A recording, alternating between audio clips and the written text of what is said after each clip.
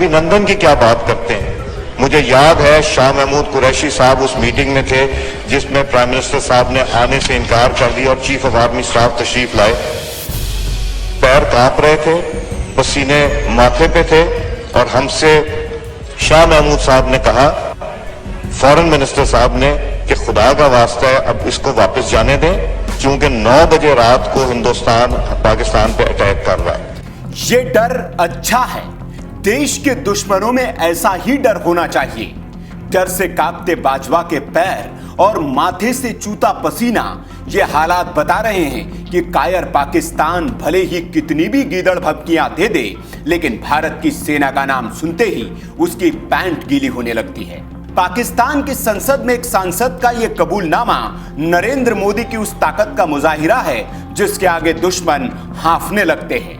हो भी क्यों ना, देश के पीएम ने गीदड़ भभकियां देने वाले पाकिस्तान को उसी की भाषा में जवाब देने की ठान ली है। भारत ने पाकिस्तान की धमकी से डरने की नीति को छोड़ दिया, वरना आए दिन हमारे पास न्यूक्लियर बटन है, न्यूक्लियर बटन है, यही कहते थे। हमारे अखबार वाले भी लिखते थे पाकिस्तान के पास भी न्यूक्लियर है। तो हमारे पास क्या है भाई? ये दिवाली के लिए रखा है क्या? ये हमारा सिद्धांत है, हम घर में घुस के मारेंगे। और इसलिए मैं आपको कहना चाहूंगा, 7वें पाताल में होंगे उनको भी मैं छोड़ने वाला नहीं हूं। किसी भी राष्ट्र के मुखिया का ये बेखौफ अंदाज देखकर दुश्मन देश के पसीने छूटने लाजमी है। जब सामने वो देश हो जो भारत से कई बार मुंह की खा चुका हो तो उसकी ऐसी ही हालत होती है। पाकिस्तान की संसद में एक सांसद का यह कबूलनामा इमरान के मुंह पर कालिक है, और कालिक है भारत के पाकिस्तान परस्त उन लोगों के मुंह पर जो भारतीय जवानों के पराक्रम पर सवाल उठाकर सर्जिकल स्ट्राइक के सबूत मांग रहे थे।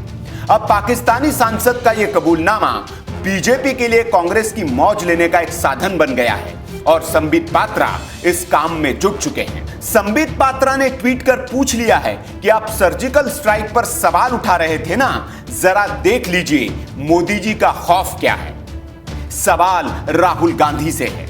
सवाल तो जायज है। सियासत के नाम पर देश के मुखिया पर, देश की सेना पर सवाल उठाने वालों को यह सोचना चाहिए कि सियासत तो होती रहती है, लेकिन देश के मुद्दों पर उन्हें इन हरकतों से बाज आना चाहिए। लेकिन राहुल गांधी और उनकी टीम अब चीन के मुद्दे पर भी वही हरकतें कर रही है जो उन्होंने पाकिस्तान के वक्त की थी। आपको बता दें कि पाकिस्तानी संसद में अपने सेना प्रमुख और विदेश मंत्री की कायरता का बखान करने वाले ये नेता पाकिस्तान मुस्लिम लीग एन के अयाज सादिक है। ये बता रहे हैं कि कैसे सर्वदलीय बैठक में पहुंचे सेना प्रमुख बाजवा के पैर कांप रहे थे और माथे से पसीना बह रहा था।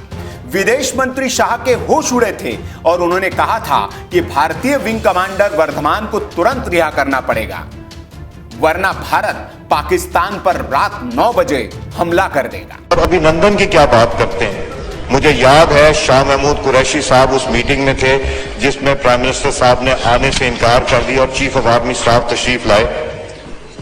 पैर कांप रहे थे, पसीने माथे पे थे और हमसे शाह महमूद साहब ने कहा, फॉरेन मिनिस्टर साहब ने, कि खुदा का वास्ता है अब इसको वापस जाने दें क्योंकि 9 बजे रात को हिंदुस्तान पाकिस्तान पे अटैक कर रहा है।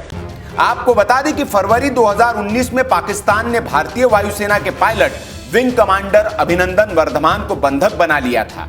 तब भारत की चेतावनियों के आगे पाकिस्तान को घुटने टेकने पड़े थे और 24 घंटे के भीतर ही उन्हें ससम्मान रिहा करना पड़ा था। आपको यह भी बता दें कि पुलवामा में सीआरपीएफ की टुकड़ी पर आतंकी हमले के बाद भारत ने जैश-ए मोहम्मद के आतंकी ठिकानों को ध्वस्त करने के लिए एयर स्ट्राइक की थी। इसके अगले दिन पाकिस्तानी लड़ाकू विमान F-16 ने भारत में घुसने की कोशिश की थी, जिसे मार गिराया था और दूसरे पाकिस्तानी विमान को खदेड़ते हुए अभिनंदन वर्धमान के लड़ाकू विमान को नीचे गिरा दिया गया था। उन्हें बंधक बना लिया गया था। पाकिस्तान इसे अपनी बहादुरी की तरह पेश कर रहा था और भारत को ब्लैकमेल करने की कोशिश कर रहा था, लेकिन भारत की चेतावनी के बाद पाकिस्तान को झुकना पड़ा और अभिनंदन को रिहा करना पड़ा था। मजे की बात यह है कि पाकिस्तान में हुई इस सर्वदलीय बैठक में कायर इमरान खान डर के मारे शामिल भी नहीं हुआ था। वीके न्यूज की रिपोर्ट।